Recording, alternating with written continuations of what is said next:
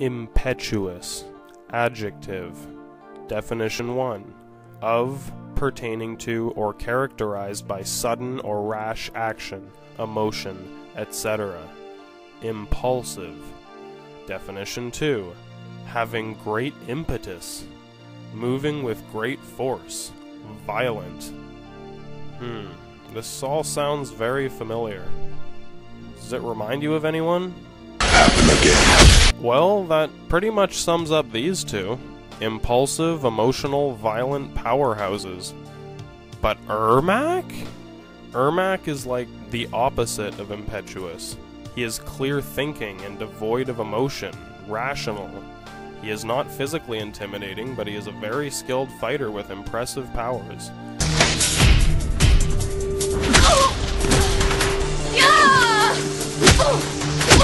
He only fights when he needs to. He doesn't pick fights with his comrades because he's bored and/or horny.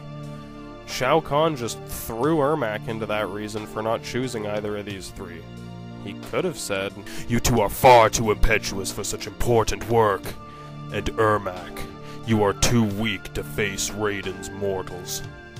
At least this way we would know this guy's name, so we can stop calling him the Red Scorpion or the Red Ninja. And Shao Kahn wouldn't seem like even more of a fucking idiot. It would give Ermac a chance to show his metaphorical balls to Shao Kahn and see if he was worthy of the title of general. Kinda like how his father might inspire a follower. But Shao Kahn doesn't care if Ermac is impetuous or not. He probably doesn't even know what it means. He just wanted to do the graveyard hustle, and he couldn't think of an excuse fast enough. You are all far too impetuous for such important work.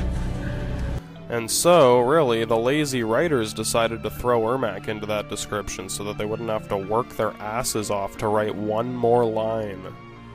It makes Shao Kahn the ultimate moron. I mean, he already always is. It's kind of a redundant statement, but... This entire scene is only 2 minutes and 35 seconds long, and it packs so many confusing elements into it, it is almost amazing how complex the confusion is. Again, I'm sure the writers were just lazy and they were rushing the script while the director focused on the fight scenes, which sucked anyway, and all this dialogue is just meant to kill time until the next fight. And the funny thing is that ain't so bad in an action movie, but the fact that they destroy classic Mortal Kombat characters just to fill time and dialogue in a movie is a fucking crime. I should also point out that Shao Kahn's previous general, the one before Rain from the first movie, the man with a perfect record of victory until he met Johnny Cage, was the most impetuous character in either movie, well, besides Shao Kahn. Goro was the epitome of impulsive and violent and physically powerful. He was still a good general, though, because he was charismatic. This means that he inspired his troops with his personality. While this might seem confusing to most humans, to the violent people of Outworld, this guy was like a fucking idol to them. The soldiers of the Outworld army looked up to Goro, they respected him. They respected his power and authority. They wanted to serve him because he was so fucking cool. Goro was basically the ideal general for an army like this.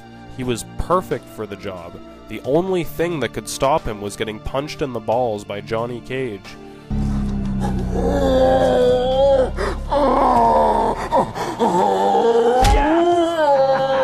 Sorry.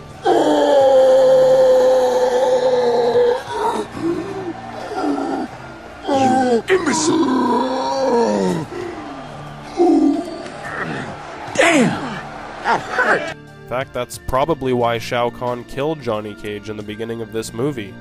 He didn't want any more of his generals getting punched in the balls. So that was actually a smart move for Shao Kahn, so I'll give him a point for that.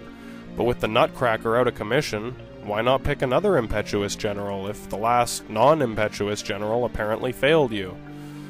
Because Shao Kahn does not know what impetuous means and he is horny for the undead queen. Shao Kahn obviously has no problem with impetuous generals, so why pick her? I wonder.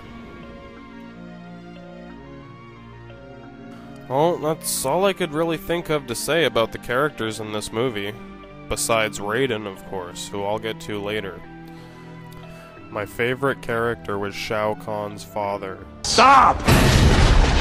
He was just a straight-up bad guy. Finish him! He was the most entertaining and the most consistent. And he gave Shao Kahn a lot of shit, which was awesome. I have no use for excuses! That 2.5 minute scene is just the tip of the iceberg of the incomplete puzzle shown to us in this movie. Because the writers were too lazy to finish explaining anything, and too stupid to leave sensitive information alone if they weren't ready to deal with it. You're probably thinking, oh well, I'm sure they'll explain these things later in the movie. Well, I'll spoil it for you now. They don't. Now that you know all that you do about this scene, watch the whole thing through and see if you can make sense of it on your own.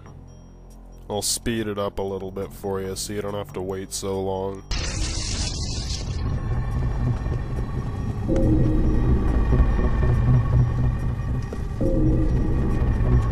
My squads have already claimed thousands of innocent souls on Earth. And I would claim millions. By now, you would be behind bars on display in a zoo.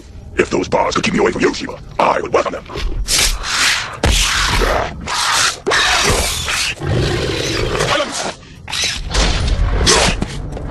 What is your report?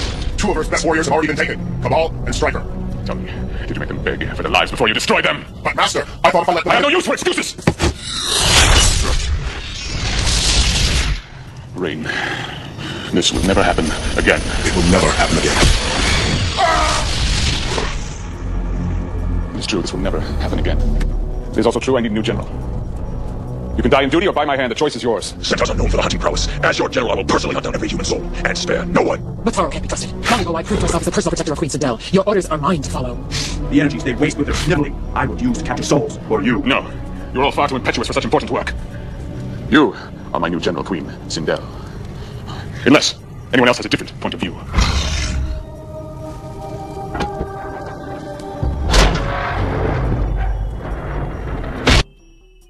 Don't worry, you're not supposed to understand. The plot for this movie is even more confusing than the characters in the movie, as hard as that might be to believe. To make things simpler, I'll just summarize the plot as it was shown, and we'll see what happens. I don't have time for these stupid games! Alright, so this is how it goes down. So, the last movie ended with Liu Kang killing Shang Tsung and winning the Mortal Kombat tournament. Now, this victory was supposed to prevent the Emperor of Outworld from invading Earth until the next series of tournaments. The closing scene is our heroes returning home to Earth with smiles on their faces, talking and laughing together after a hard battle. But at the last minute, Shao Kahn appears out of the sky and declares, Weak, pathetic fools, I've come for your souls. I don't think so.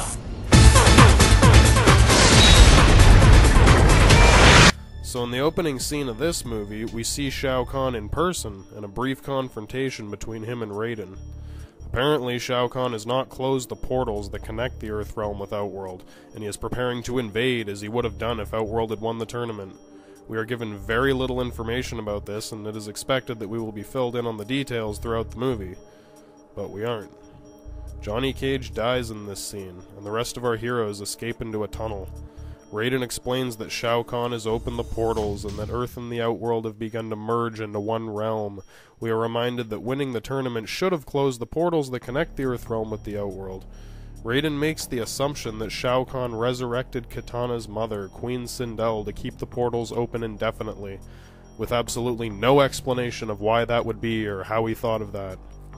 Rayden believes that simply reuniting Kitana with her undead mother will save her soul and close the portals. We learn that the Elder Gods should have stopped this invasion from happening, but they didn't. Rayden doesn't know why. He states that Khan must be stopped or Earth will perish and that they have 6 days till Annihilation. Then he tells the heroes that they are not yet ready to face Khan, that with his portals open, Khan's extermination squads will be everywhere, and that Khan knows that Rayden has no power in Outworld. Rayden says that as the realms merge, he will lose his power. He tells the heroes they will have to get stronger and that they are Earth's only hope.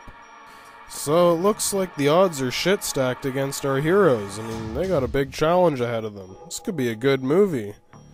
But oh, the disappointment.